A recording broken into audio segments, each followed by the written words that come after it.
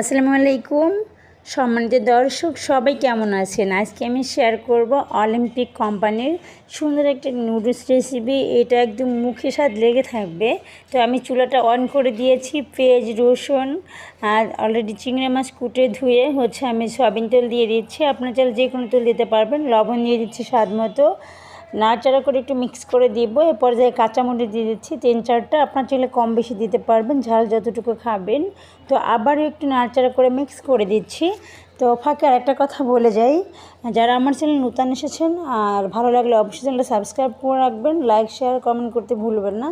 আমি হলুদের গুঁড়া দিয়ে দিয়েছি 1 টেবিল চামচ। এখন আমি ছোট ছোট করে আলু টুকরা করে রেখেছিলাম ধুয়ে, এগুলো আমি দিয়ে দিলাম। এখন চিংড়ি মাছের সাথে মশলার সাথে আলুগুলো ভালো করে উল্টিয়ে পাল্টে একটু ভেজে নেব। কালারটা চেঞ্জ হয়ে আসছে অলরেডি।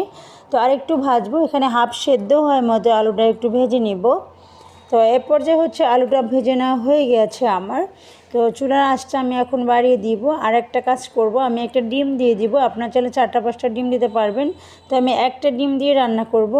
আর 6 প্যাকেট নুডলস রান্না করব, যে মিনি প্যাকগুলো আছে। ডিমটা ভালো করে মিক্স করে নিচ্ছি আর একটু উল্টিয়ে পাল্টিয়ে ভেজে নিচ্ছি।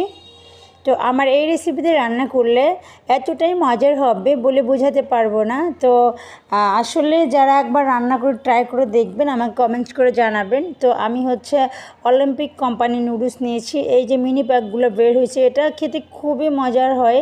তো আমি মশলাগুলো দিয়ে দিলাম, নুডলসের সাথে যে মশলাগুলো থাকে। তো আগে আমি 2-3টা দিয়ে দিব আর পরে দিব আর 3টা। আমি 6 প্যাকেট রান্না করব পুরো ফ্যামিলির জন্য। তো মশলাটা দেওয়ার পরে আর একটু মিক্স করে দিচ্ছি। তো এরপর যে নুডলসটা আমি সেদ্ধ করে নিয়ে নেই। নুডলসটা একটা সুবিধা আছে, যেহেতু ম্যাগি নুডলস আমি ভেঙে আস্তেই দিয়ে দিচ্ছি। তো এরপর আমি 3 প্যাকেট দিয়ে দেবো প্রথমে। তারপরে আমি যেটা করব, আমি একটু পানি দিয়ে দিব। তো পানিটা আপনার যদি 3 প্যাকেট রান্না করেন, আপনি 1.5 মগ বা 1 কাপ দিলেই হবে।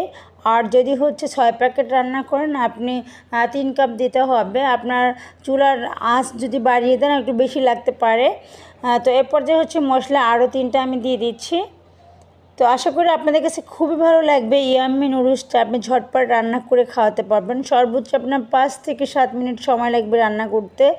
তো দেখুন আমি কিভাবে করছি। সবগুলো নুডলস আমি এক একে দিয়ে দিয়েছি। চুলার আঁচটা এখন বাড়িয়ে দিয়েছি। এখন উল্টিয়ে পাল্টে রান্না করে নিলে আপনার নুডলস রেডি হয়ে যাবে। তো আলুটাও সেদ্ধ হয়ে গেছে, নুডলসটাও সেদ্ধ হয়ে গেছে। এ পর্যায়ে উল্টিয়ে পাল্টিয়ে জাস্ট আমি ঝোলটা টানিয়ে নিব। পারফেক্ট হয়ে গেছে। আশা করি আপনাদের খুবই ভালো লেগেছে। আসসালামু আলাইকুম।